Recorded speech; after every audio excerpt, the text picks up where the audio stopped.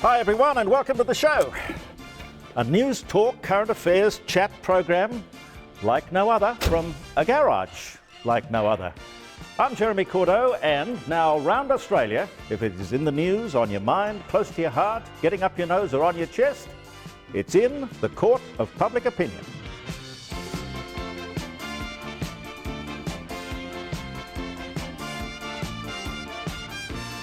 I hope you had a good week. Homemade, handmade television from the garage and from the heart. Now, the Prime Minister has headed off to China. Next week, it is the highest powered delegation we have ever sent to China. We are a few months out from an election. The Chinese can read. A high-powered delegation to go and have talks about what? The Chinese can read, and if they saw the Fin Review, which screams on the front page, I'll just read the headline, Labor heads for epic fall. Exclusive Fin Review poll. Massive swing to wipe out every marginal seat. Now, the Chinese can read, and they ain't dumb, so I don't know what they'd make of a high-powered delegation and a lame duck government and a lame duck Prime Minister coming over to talk about what? I don't know. On the show today, we've got some interesting topics. Toned down Anzac Day. Have you heard about this? Apparently we spent $500,000 to tone it up, arc it up, amp it up. And now we're spending $100,000 to try and tone it down. You won't believe why, but we will tell you. Also age discrimination. They went out, Melbourne University that is, and they tried to find what was the thing about which we were most subject to discrimination. Was it sex discrimination, black and white, racial discrimination, height, you name it, suburb, school? On what basis are we most discriminated against? Well, it turns out to be age. As I said, age. That's the thing that most of us worry about. We'll take that to the street. Bikie gangs, outlaw bikie gangs. Now, if they're outlaw bikie gangs, why can't the police just go and arrest them? If they've committed some crime and they seem to be the devil incarnate, blamed for absolutely everything, and I don't know whether they are a source of evil in our community or just a group of people joined together through their love of motorbikes. You know, a little bit like my love of old cars. But there's got to be more to that than meets the eye. We're going out in the street to find out whether bikie gangs worry you. We'll talk about that. A whole stack of other stuff here in the Court of Public Opinion. Don't go away.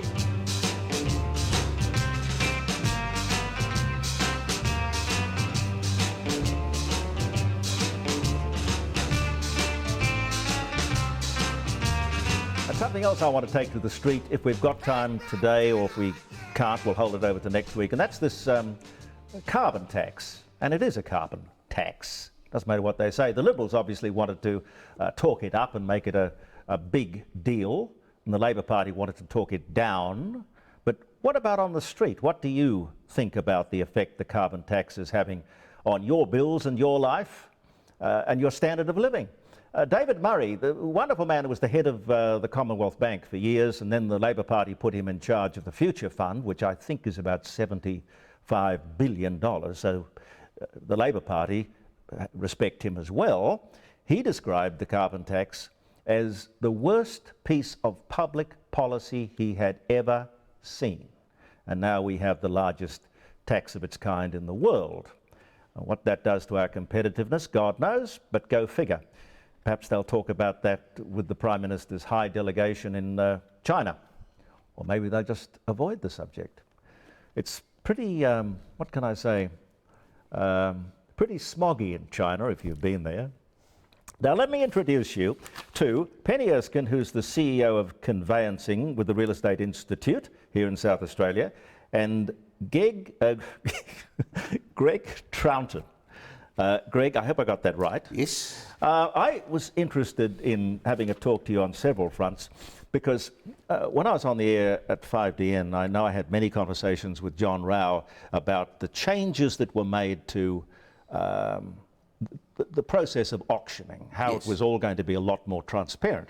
Now, that's been in for a couple of years, and I think there was a period of time where it would all settle in and then you guys would have a look at it and then go back and either continue with it or modify it. What's the situation? Spot on. We're right at that cusp. The legislation came in 2008. We've spent the last 2 or 3 years over that 2-year review, and I believe the legislation has passed the lower house, and hopefully over the coming weeks the upper house will have their dip at it as well, and it'll come out the other end, and real estate agents can live a happy life moving forward after that. Is it based on the New South Wales model of transparency and paddles and... To be perfectly honest, I've heard that several times, and I've spoken to my New South Wales colleague, and it does look remarkably similar. Yep. Look, the transparency, back in 2008, there is no doubt the whole auction process became a lot more transparent. You have to register to bid. You now know where the bid's coming from. Sometimes a dog might walk past and all of a They sudden... used to pull them out of trees, Penny. Absolutely, absolutely. Now, it was always illegal, and what's important now is the whole process has been made very transparent, Yeah. and I think John Rouse should be congratulated for that aspect of the legislation. Any parts of it, Penny, that will be rejected or improved or massaged? I might take that question if you don't mind, Penny. Absolutely. Look, the Attorney General has specific views about underquoting, and lo and behold, the Real Estate Institute strongly believes absolutely, unequivocally, that underquoting is the bane of real estate practice anywhere, and particularly in South Australia. Underquoting, when you deliberately quote something low, when you have no intention of accepting that price, you'll always... So that the coin phrase is quote it low to watch it go. Gain a lot of interest at the auction, all of those sorts of things. So putting in mechanisms to make sure that underquoting process doesn't happen. Having said that, the 2008 legislation came in, and as is generally the case with legislation, the government, the bureaucrats, sometimes just cook it and then they'll cook it again. Then they'll whack it in the microwave for another 30 seconds just to make sure it's well and truly done. Yeah. I guess what our whole process through this has been to make sure that consumer protection remains at the forefront, but without the unnecessary red tape. And I think we're pretty much getting there at the moment. Now, Penny, as the CEO of conveyancing, maybe you can help me with this. I came across something the other day which I could not get my mind around with regard to real estate. And that is that if you sell a property and somebody signs an unconditional contract and it's worked out price and settlement period and all of that, and the deposit is paid Yes, to the real estate agent, correct. goes into the real estate agent's trust account. Now, that deposit, if the purchaser defaults, cannot be released to the vendor unless both parties agree. Yes, and the particular legalities have been followed through. For example, under the Real Estate Institute contract, several notices need to be issued to the purchaser, asking them to notify they've breached the contract and they need to remedy their breach. Yes. And then we have to send another notice telling them to attend the settlement. And then if that doesn't happen, then the purchaser has pretty much done the wrong. And from then that can then go to a solicitor to go to court for the vendor to obtain You see, the most deposit. people would be under the impression that if the purchaser defaults, he loses his deposit. Absolutely. And that is what helps you to go back and remarket the property. Yes. And admittedly, if there's a shortfall between the new sale and the old sale, Yes. The previous person has to pay the difference. That's correct. For that to happen, it needs to go to court, and the previous purchaser would need to go through the court process, and then if the difference in price, that he would be sued to pay the difference in that. See, And there's a condition in the Real Estate Institute contract that defines that. But it would surprise most people to know that it's treated differently. For example, if I go and sign up for a cruise and I don't go, I will lose my deposit. Yes. If I go and buy a car from my friendly dealer down the road and he has to bring it in from overseas, I pay a deposit. Yes. And if I'm not there to pick up the car and pay the rest, he keeps the deposit.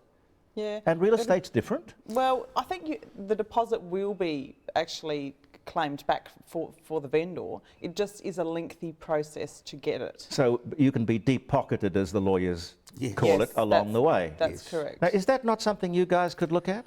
Well, it is something that I probably get 1 or 2 phone calls a week on this particular issue, and I guess that the vendor will generally always get the deposit, but it's the process. It's the process. If there's some way that we can streamline the process, I guess my concern would be when it comes to real estate agents, it's not really up to them to declare if someone has defaulted on an agreement.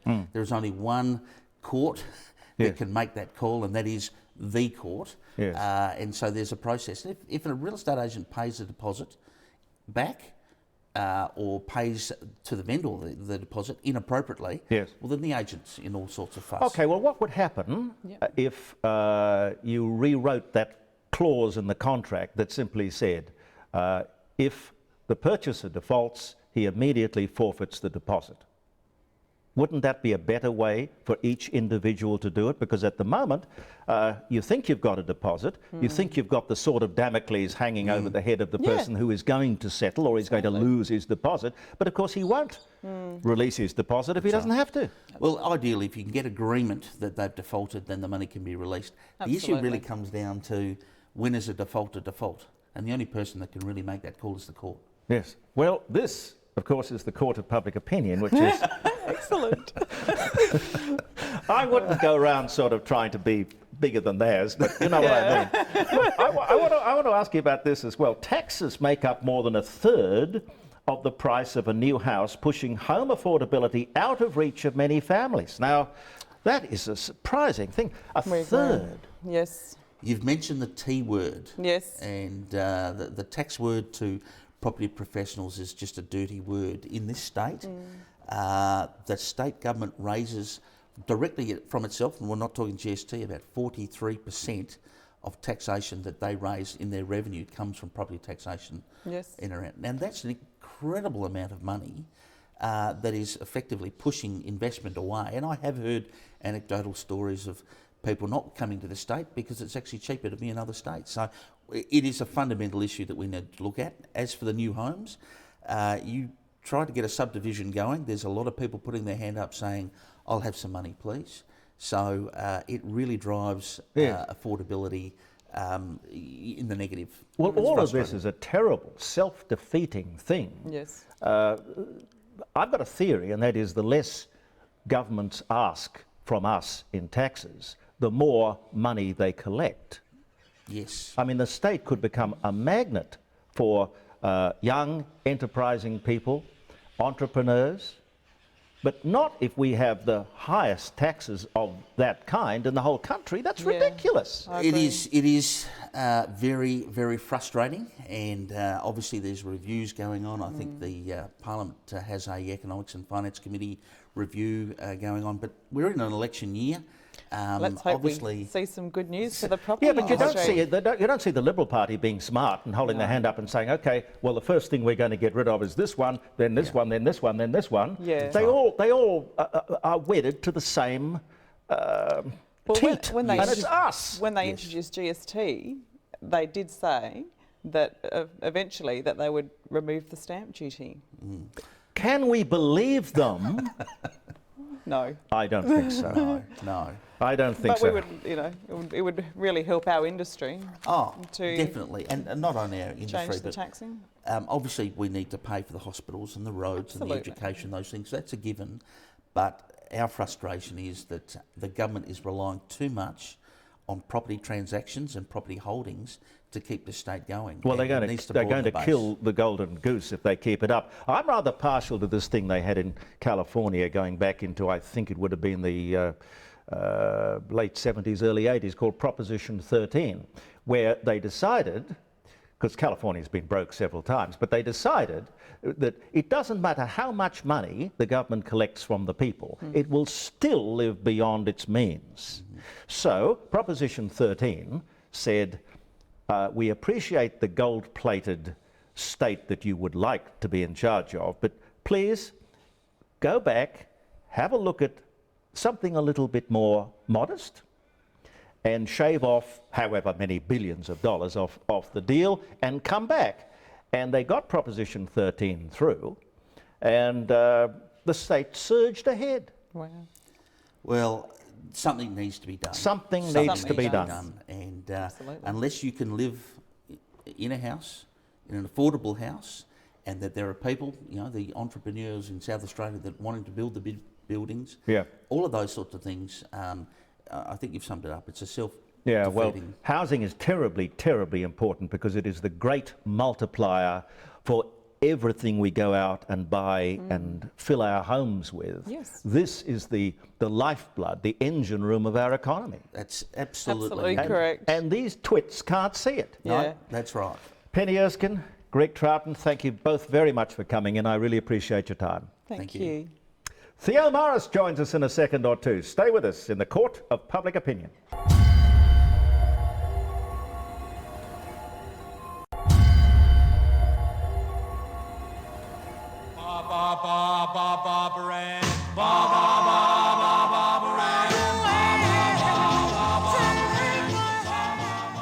Now, wherever you're watching the show, it could be Melbourne or Sydney or Brisbane or Perth, all cities in Australia, when you think about it, are united by some very important common facts. And I have a guest for you to meet in just a couple of moments who has, what can I call it? A great deal of wisdom when it comes to running a city as it should be run. But before I do that, if you're having a birthday today, happy birthday or happy wedding anniversary. Jack Webb, you remember Jack Webb? Sergeant Joe Friday in the series Dragnet. He was born this day in 1920. Happy birthday to Sir Jack Brabham. Sir Alec Guinness, the late Sir Alec Guinness, he was born this day in 1914. Emmylou Harris was having a birthday. Dallas first popped up its television head on this day in 1978 and stayed there for, I don't know, what was it, 20 years or something. America's first cinema opened, the Electric Theatre in Los Angeles. The movie was the capture of the Biddle Brothers, 1902, believe it or not. And the world's first golf tournament, and one that my guest, Theo Maras, who's the chairman of the Rundle Mall Authority, will appreciate. Parking meters were introduced into Australia on this day in 1955. Theo, welcome to the show. You'll never guess where they were introduced, though. Probably Adelaide. No. No, Hobart. Oh. In Tasmania. I wouldn't have imagined they'd have turned a big dollar back in those days or even these days. Look, parking meters are an interesting issue in our lives because they're supposed to be there to turn people over in terms of car parking space so they don't sit there all day. Now, sometimes they're the curse of our lives when it comes to doing business in the city because people just stop, get out for 15 minutes, it's never enough time, half an hour goes by and they get a whopping big ticket. So it's a disincentive for people to actually come into the city and use the on-street parking. And they can't figure that out. Look, when I came to Adelaide for the first time back in '76, I could go and park anywhere in the city. I'm not sure that there are a great many more cars around today than back in the 70s, but let's say there are a few more. Half-hour parking free went to 15-minute parking free. Then it went to 10 minutes loading zone. Then it went to, and it's being squashed and squashed and squashed. And now they're going to introduce a tax every time you guys have a parking station or a parking space. You have to pay the government money? Jeremy, there's no common sense about this. It's just a tax based on the basis that we want money. Governments are just wedded to a very simple philosophy. What is it that we can tax? That's what we'll do. And this is no different. So there's no logic because when you have a look at the disincentive that this will bring, and it's not about retail alone, it's about office workers, it's about people that want to come into Adelaide to do commerce, it's about people that come into Adelaide as tourists, it's about people that have to come into Adelaide to do other things than work or play or whatever it is, because there are restaurants and cafes and other issues in other places in Adelaide. And we have this stupidity about wanting to actually unfairly, because it's an unfair tax, based on a city on the boundaries of the parklands. So what does that mean? That penalises the city as opposed to North Adelaide, Norwood, King William Road, Unley and other areas. Yeah, Burnside Village. I mean, people Burnside, will yes, vote with their feet. just exactly. And costs are costs, and people in today's world, doesn't matter where you work and what you do, actually count every last cent. Yep. I can't understand the hypocrisy of it. Your tenants and people in the city and shopkeepers, whoever they are, paying rates and taxes, and the people who provide the money so these tenants can pay their rates and taxes are being harassed by the very people who collect the money. Absolutely. And it goes on, and it doesn't stop, and there's no shame. And the sad thing about it is that I'm looking forward to seeing what the opposition is going to say about this, because so far the opposition has sort of said nothing about it. Tweedledum and Tweedledee. Exactly. So what is it? What is the point in changing government if it's going to be the same old, same as we had yesteryear? There's no. I mean, what is the issue? Yeah. Well, I went. I had a drink at the Cooper's Ale House, where I occasionally pop in to read a paper and have a glass of red. And I had my camera with me, and I walked up and just up Peary Street. Up Pulteney Street into Peary Street, and around that neck of the woods. Not a 10-15 minute walk, and I took pictures of the number of places for lease. And the elephant in the room is whether the council's at fault or who's at fault, I don't know. But people are obviously finding it attractive to go and set up business somewhere else or close their doors permanently. I mean, what is going on in our city? Look, we have a number of things, and I think what we need to understand right from the outset is that we really need people. People. We need people in the state, and we need people in the city. Couldn't agree more. This business about taxing car parking is a very interesting concept. If you had 1 million people living in the city, you could say, look, we have 1 million people in the city is somewhat self-sustainable. Perhaps what we could do is put a car park tax on in order to provide alternative transport for people to come in rather than bring in their cars, because that's the idea of it, right? However, the City of Adelaide has got 34,000 people living in it, most of whom are students in any event. So we do not have an economically sustainable city. And when the doorbell rings and the 120,000 people that work in the city go, the city becomes vacant. There is no business. Could you fix it? Let's say we made you the Commissar of Adelaide. I mean, it'd have to be something a bit stronger than a Lord Mayor, I assume, or a Premier, but could you fix it? Well, I'd certainly give it a try. I mean, look, I think that what you've got to be able to understand is that building residential development in the outer areas of Adelaide costs every man, woman and child a lot of money to provide services. Sewers, stormwater, schools, hospitalisation, roads, and these keep going. And it's not user pays, it's something that the state bears. If you compact and create the critical mass within a city, all of those services are there, and therefore you can amortise it over a greater number of people, and it costs a hell of a lot less. Ever thought of running for office? No. You can do more outside rather than... I always believed in doing more from the outside, but I also am an entrepreneur myself and run a property business, therefore I don't think you can do both. Okay, what I'd love you to do, we have this rather impressive chair, and guests we ask to sit in the chair and do a kind of If I Ruled the World segment for 60 seconds. It'd be my pleasure. Thank you.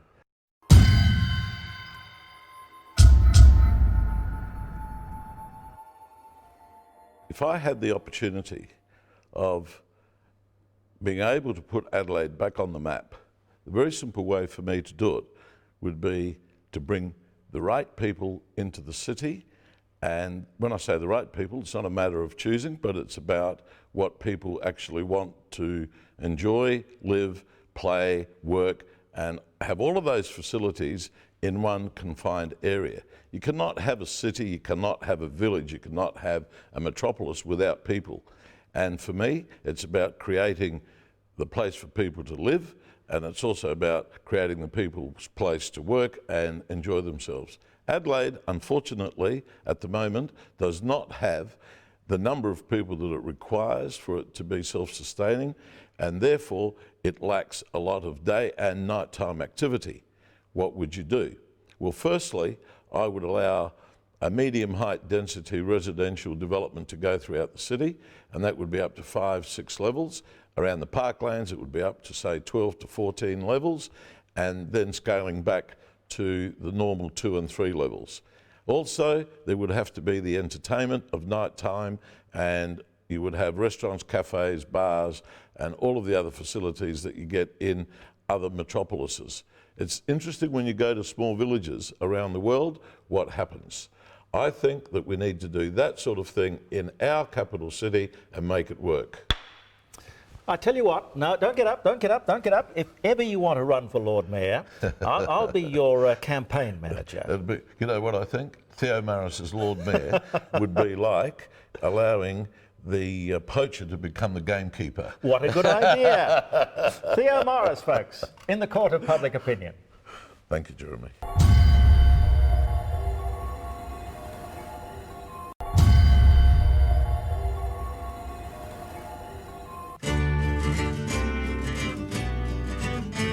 Come gather round people wherever you roam, and admit that the waters around you. I'd like you to meet the jury. Lisa McAskill and Coralie Cheney and Karen Stevens, my favourite spy.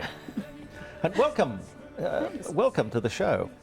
I remember you on Channel 9. You were doing, what was it, postcards and all sorts of other things as well, Lisa? Yeah, postcards for 14 years. So, 14 years. So I got to see a lot of South Australia and meet lots of interesting, fascinating people. And that was a good production. Why did it finish? Well, it finished because Channel 9 in Adelaide is owned by Win. They're based in Wollongong, and they just decided that they wanted to cut programming across their network. Yes, I've been through that myself several times, as you can well imagine. Well, welcome to you all. What we took to the street, firstly, carbon tax. Now, I was mentioning at the beginning of the program that David Murray, head of the Commonwealth Bank and the man who managed the Future Fund, $70 billion or something, described the carbon tax as the worst piece of public policy he had ever seen in his banking and financial career. Yet the government decided to impose upon us the biggest carbon tax in the world. And I saw this, which caused me to think maybe we go out to the street and find out what effect it has had. We know what the politics of it is, more or less, but what effect has it really had on you? And this is what you say. Hi, I'm Shannon Kilgariff, and I'm out to see what effect the carbon tax has had on your household. We're just a couple. It really hasn't had a major effect on us at this stage, so yeah, not too bad for us. I don't think it's had any lasting effect. I mean, it's only a small amount. You look at your electricity bill, and on the side it says how much carbon's been involved in this, and you multiply that by $23 a tonne or something, and it's $6 or $7 a quarter. But the over-end result is good. But I sometimes question, why is it passed on to the customer? Why isn't it billed direct to shareholders and executives? Because they're the ones who are supposed to make the decision to create a cleaner environment, and yet we're getting penalised. And how come they're allowed to get away with it for having an unsafe workplace and them generating this stuff to start with? So that's my real angst with it. The actual cost coming on to me is not much, because I don't use a lot of electricity or that sort of stuff.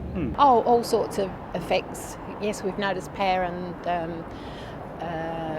other household items have all been altered. Whether that's carbon tax or not, I think people have used it as an excuse to raise prices. Not really at all. not worrying me. Yeah, my partner's not worried. Yeah. Very little. Hopefully it's doing away with global warming, and that'll be a great effect. A huge effect. We're really feeling the pinch at the moment. Everything's going up and wages and salaries don't seem to be going up that much either, do they? None. Practically none. Carbon tax, I think mainly you're very conscious of things, turn a lot of things off. So if you're not going to use any power, quickly turn off the lights. So very, very conscious of making sure everything's off. So don't take anything for granted. So because it's always in the back of your mind. I think we have the highest electricity bills in Australia, this state. So yeah, so very, very have to keep your mind on it all the time. Not a great deal because yeah, I think it's mainly affected for the heavy industry. It's not basically a domestic thing, it's more heavy industry. I don't think it has affected our household at all. Now, a headline that did catch my eye, which I think should cause every one of us to think about this carbon tax. More than one business is going to the wall every hour in Australia. Even more than during the global financial crisis, and the carbon tax is among the top reasons being blamed by these people. But can you get your mind around this, Lisa? One business every hour going to the wall? Yeah, it's terrible. Yeah. I don't know whether it can solely be blamed on the carbon tax, and I think we're still feeling the fallout from the global financial crisis, and I think it's just a continuing, you know, sort of domino effect that businesses are being put under more and more pressure. So it's obviously not adding to their situation, but whether it's the sole contributor, I think there's, you know, lots of contributors. The high Australian dollar, obviously. I mean, we all know the different factors, you know, rising costs of manufacturing.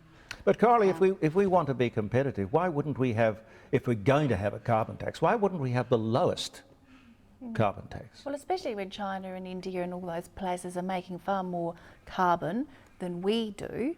It's probably one of the fastest things to ruin our business in Australia and to make people go and export or import product and ruining our jobs here. So it's one of the dumbest decisions, I think, personally, that the government's made on how to ruin this country. And of course it was based on a lie, because Julia Gillard said it wouldn't happen. So, I mean, from that moment on, she had political trouble. Karen? I think it's hard enough for small business owners as it is, let alone with this additional tax on top of it. I think it's a real shame. It's a shame, because and it's a mistake. Stopping somebody being a polluter and just up and going to a country and being welcomed with open arms because their policy is different and allows them to do what they like? We end up with more pollution but less jobs. Where is the sense? Well, that's it, where manufacturing is going offshore because it's cheaper, employment is cheaper. So yeah, it just shifts the productivity out of Australia. Which and whilst you may not be affected by it personally at home, if you lose your job as a result of it because you're in glass manufacture or something that emits higher carbon, then you would really feel it. And whether it's specifically the carbon tax, it's just another burden that we don't have to have.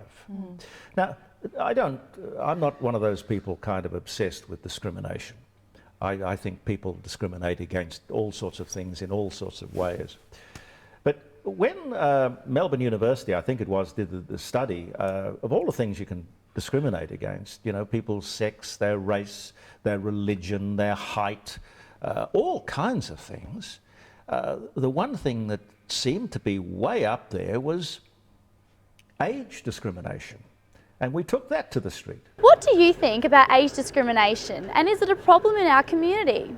I think that not so much age discrimination. I think the problem is there's a real lack of confidence at the moment in society. I think there's a possibility as far as work and so forth going, people trying to get back in the workforce or whatever. Yeah, I think it is a concern, but at this stage, again, no effect on us personally. Yeah. I don't find a lot of trouble with it. Definitely, yeah, unfairness all round. Older people, they don't like some of them, you know, it's very hard the way they're treated. Yeah, and young people, you're misunderstood. Yeah, quite misunderstood, yeah. Yeah, I think there's a fair bit of it. I mean, I'm retired now, but I haven't really had any effect firsthand, but I do know of people who have had problems, yeah. It can be a bit of a problem in some communities, but I guess it's relative to the overall community, whether some people are negative and others are positive, and what the balance is that the older group or the younger group that are more aggro or whatever, and people sort of react to things. Yeah, I think it is a problem. My mother's 87 and she's complaining about the way old people are being treated all the time. It always has been. Always, even when I was a teenager in 1950. Sometimes it is. When everyone has got their own opinions on this. I don't really feel age discrimination anywhere. I'm sure it's out there, but it hasn't really affected me at all, no. In some areas it is. Age mainly affects the ones that do heavier work, where if someone works in an office, it's not as bad. Karen, has anyone ever, because being a beautiful young woman, nobody's going to discriminate against you, but do you think that would be valid, that age would be the thing about which most people were discriminated against? Well, it's interesting. This study actually revealed that it was people 55 years and over who felt they were discriminated against when applying for jobs. So it was in the application process that actually came out to be statistically significant. Then once you were in jobs, it seemed to be females reported higher levels of discrimination once employed, and especially around parental responsibilities. Yeah. And I take it discriminated against rather than discriminated exactly. in favour. That's correct. Of. Yeah. That's what the report revealed. Yeah. I'm surprised people haven't looked at this before, because this word discrimination is such a popular word, but people haven't dug down to find out exactly what the issues are. I mean, maybe it's an issue that at employment point, you know, you're not meant to ask age or whether you've got children or any of those personal questions anyway, so it might be. But I think if you're willing to work, you're capable of working, you want to work, give that person the job and you've got the required skills for that position. I mean, you shouldn't stop someone working just because they're 55 or 65 or 75, you know. Yes. Whatever the job is, let them work. And It's skills. wonderful. Skills, I think, is the key word, because I wonder whether 55 plus, not to necessarily kind of generalise, but whether they have those skills, especially computing and IT skills, that might be something to look at. You can therefore say that, you know, I'm discriminated against my age, but really it's a skill base could be the issue. Could be. Yeah. Have you run into any of this kind of thing? Well, recently I've been working with a woman who is 46, 47, so my age, and she's just gone back into the workforce to study, well, not actually into the workforce, but to study in a degree, and she found that all of the young people that did the course that she did had got interviews. She didn't even get an interview based on her age. Well, I can identify with that. While I was smelling the roses, I wistfully applied for various jobs that I thought I would be qualified in radio and journalism and whatnot, and in most cases I didn't even get an interview. So I mean, they not only put you out to pasture, they dig a hole 6 feet deep and give you the shovel to fill it in. I think that's a waste. Look, in human resources, you can't waste all that life experience. Exactly. But you don't have to put your age on an application, so they shouldn't really be saying, oh, you know, she's 55 or 65, therefore I won't give her an interview, because you shouldn't necessarily, they may not necessarily know that. But yes, there's that wisdom and that knowledge, and that you can't teach someone in their 20s, because life itself, you know, needs to happen for that to happen. Yeah, well, that wealth of experience, to put it out to pasture, seems to me to be criminal. Now, the other thing we took to the street was the story about bikies. You know how they call these gangs outlaw motorcycle gangs? Now, Karen, if they were outlaws, why wouldn't the police just go and arrest them? Well, I think that when it comes to addressing bikie problems, they have to address individuals. You can't arrest a club, so to speak. So when they're looking at individuals, I think that's certainly when the police step in. But also, I think it's a shame with it was Mike Rann who brought that in, wasn't it? It's a shame because I think it also is a problem for legitimate bikie gangs in like the RSL, where they raise funds for various charities. So I think it's also disadvantaging them too. Yeah, there's a whole bunch of people who came out of the Vietnam War and found it a bit difficult to settle back down into suburban life, and I'm not quite sure what they call that particular group, the nomads, or somebody will tell me. But if these clubs are fronts for, you know, prostitution and drug smuggling and all the rest of it, it's all innuendo. I can't think of anyone who's actually been arrested, let alone a whole club. So I don't know. What do you think? Well, there's a few of their members. Every club's got a few members in jail, and I think there's a mix of good and bad. But in everything, yeah. So you know, and I think, like you say, with the Vietnam vets, for some men, it is a sense of support, and they have their sort of networks and their own kind of rules within that. I think to join a club in the first place, you're probably wanting to be in a position of power and security, which probably has been taken away from them as children, and these clubs probably provide an element of that. But of course there is, you know, an element of criminal activity. Well, but if you're watching the show in Sydney, they had the same problem there, where they framed some anti-bikie laws, and it was struck down by the High Court in South Australia, and I think struck down by the High Court the laws that were proposed for New South Wales. So there must be something fundamentally wrong in infringing people's rights to belong to an association. But surely the club itself, I think as Karen mentioned, you know, there's nothing wrong with the let's say the club socialising together, coming together, having fun and activities together. But if they're going to break the law like you or I, if we broke the law, Jeremy, we would have to face the punishment and the crime. But if they are such bad guys, why is it so difficult to get the evidence to take them to court and take them off the streets? All you get is the sort of the headline, and we have war on the bikies. Well, we don't need another suburban war. What we need is sort of law and order. Exactly. Here's what you think. Do you think bikie gangs are a big problem in our community? It is a problem in a sense, but we're trying to isolate it just to those who ride bikes. I think it's a very aggressive society we're in now because of this stupidity of everything has to be 24/7, which is against the biorhythms of the body, and naturally we're looking for someone else to blame rather than ourselves or our selfishness. I think a lot of it goes back to selfishness, and they're a group. They do bad things, some of them, but so do others who don't ride bikes with motors or whatever. So, No, not me, because I'm a regional person. I'm not a city person. Yes, definitely. Once again, I haven't personally experienced a problem, so I'm not in a position to say. From what I hear, they can be, but they haven't affected me. I don't think so. You don't really see any issues. They haven't ever affected me, so I don't know, can't really comment on that, because I mean, I had no connection with them and I hadn't any problems with them. Oh, I think bikie gangs have probably been here you know, forever and ever in a day. I think obviously any gang has an issue. Unfortunately, we've seen a lot of shootings in the past few years, and the worrying sign is that you know, an innocent person's going to become a victim.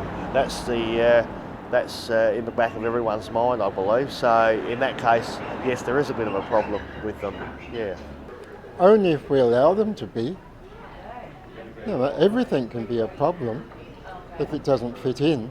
I think they are a big problem, but I don't necessarily think they're a bigger problem as the politicians would have us believe.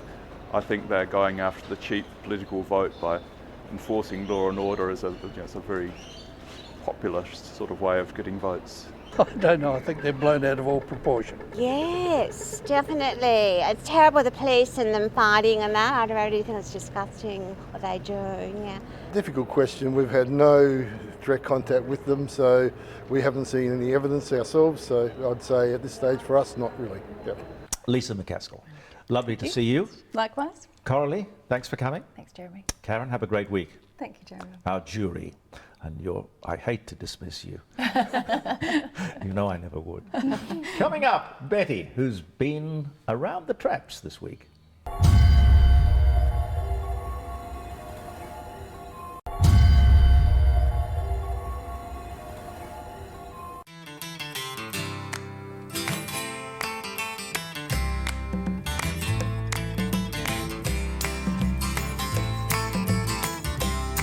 Now don't forget, if you want to get in touch with us, you can simply by opinion@44adelaide.com.au with your brickbats and your bouquets. Now, in a late item which has just come in, a public school teacher was arrested today at John F. Kennedy International Airport as he attempted to board a flight in possession of a ruler, a protractor, a compass, a slide rule and a calculator.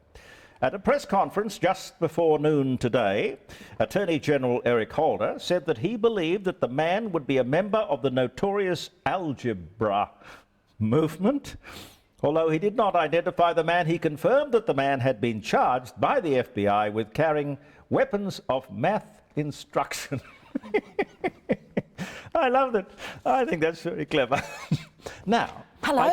I keep on drifting into the two Ronnies. I don't know why, but I was going to say, in a packed segment, Betty has been around. I've been around. Hey, I tell you what, you know what I'm loving? Do you like that? What? Weapons of math? Yeah, I know. I know. That's a great line. Yes, well. How come you always find these great things? People Jeremy? send them to me. Oh, do they? Yes. What do I send you? Trivia? No, you send me all sorts of interesting things. Oh, that's good. Oh. But I'm very excited about the Barossa Vintage Festival. That started last weekend. Yes. It's all week and it ends this weekend. Yes. Yeah. And look, there's 150 things to do there. It's been going since 1947. Wow. There is a street parade on Saturday. And what has really, really captured my attention is there is a chateau. Is it a fake chateau or a real chateau? It is absolute Jeremy Cordeaux chateau. You will love it. It's like Gone with the Wind. Cordeaux should have a chateau. That's Shouldn't right. Now, it's actually in Lindop. Now, I just happened to stumble across this. It is beautiful. How do you stumble across a chateau? Because I research. I have no life. I research things, and this came up. And they've got this beautiful music, kind of symphony. You know all that music you love, the orchestra stuff? I need you to read it out. I've given you some notes. I've got a mental Beethoven. picture now, just listening to you, of who's the guy with the violin with the long hair? He's in front of a chateau in Andre Raoult. Who will be at the entertainment centre at the end of the year. Oh, well, yes. you've got to get him to the chateau. Would you ask Coralie about that? Right. Anyway, this chateau has got 30,000 roses. You know how you were tired of smelling the roses? Yes. You've got to come and see these Well, roses. I ran out of roses. Obviously, I wouldn't up there. Well, the owner wanted to meet the Queen, and he actually grew these roses to meet the Queen, and she opened it 11 years ago. Wow. It is an amazing residence. You can stay there. So Friday, Saturday night, they've got the orchestra playing, and you can go and just enjoy yourself, have some tea. You can What have does some it cost cannabis. to get in? Oh, it's about $80, but everything's online at barossavintagefestival.com.au. Okay. And I've also got 2 tickets if someone wants to go to the concert on Saturday night. How are you going to give those away? Beethoven and Bach and all that stuff. How am I going to give them away? They can either contact the Court of Public Opinion on Facebook, and if you like the page, you're in the running for that, or you can contact me on my entertainment page, which is www.facebook.com/. Say it again. Entertainment Adelaide. Say it again. It's okay. They can rewind All these right. days. Oh, Lord. So the Barossa Vintage Festival, it's going to be fantastic. And Grant Burge is holding a couple of lunches as well on the Thursday and Friday. Do you like Grant Burge? I love him, his product, and the mystique of his entire industry. I love his Shiraz. Now, Yep. something else, Festival Theatre is 40 years old, and you know when Don Dunson had this vision for the Festival Theatre, he had a vision for arts, and in 1973, the Festival Theatre was opened. And the Festival Theatre is a great tribute because it is more functional, perhaps less famous, than the Sydney Opera House, but more functional. And we got, I think it was for about $10 million, the original price, a far, far better setup than they have in most places in Australia. Fabulous. Yeah. Well, there is a Don Dunstan exhibition that's on there now, and it just features images and pieces from Festival Theatre from over the years. So that will be something you'd like that. Okay, pick I'd another like one. that too. Quick, we got to go. Okay, kids, Friday night, State Library at 6 o'clock. There's a Dr. Seuss movie. It's free. You know how you think, oh, what am I going to do? It's Friday night. What am I going to do with the kids? Well, take them to the State Library. Something different. Free movie. Horton Hears a Who. Have you heard that? Yes, I know. Yes. Christopher used to read it to me. Did he? Right. So Jim Carrey is the voice of the elephant, Carol Burnett voices the kangaroo, and Steve Carell the mayor. So if you're looking for something to do that's free on Friday night with the kids, there you go. Betty Samis, who will be around the place, maybe knocking on your theatrical door any day. And Good the to see you. chateau? And the chateau. And the chateau. Indeed. Great to see you. See you next week. Great to see you too. Betty Samis. Now, our pet of the week, just quickly, apparently there is a big problem with cats. They are really, can you be snowed under with cats? Something like that. Peter has given me an 18-month-old black and white domestic medium hair cat. Everything has to be categorised in this world, doesn't it? I've not had a happy early life. The name is Pascal. I was found wandering in the middle of the road in the mid-Murray area before coming to the Animal Welfare League. I really need a home where a family will love me unconditionally. Are you and I meant to be together? He's not backward about coming forward, is he? I do like my sleep times, but when I'm awake, I'll be happily pottering around the house and play some games with you. I'm D-sex, microchipped, vaccinated, health checked, and I'm only $65. And a handsome fellow at that. So come see me at the Animal Welfare League, 1 to 19 Cormac Road at Wingfield, and give a cat or a dog, but cats are a bit of a problem because they have quite a few to offer you at the moment. The address is 1 to 19 Cormac Road, Wingfield. You can call them on 83481300. Now that is the show. Have a lovely week. Thank you so much for watching, and if we stopped you in the street to be part of our court of public opinion with your opinion, thank you for doing that and making the time to do that. Thank you to our sponsors. Believe in yourself. Have a great week. I'm Jeremy Cordeaux. Bye for now.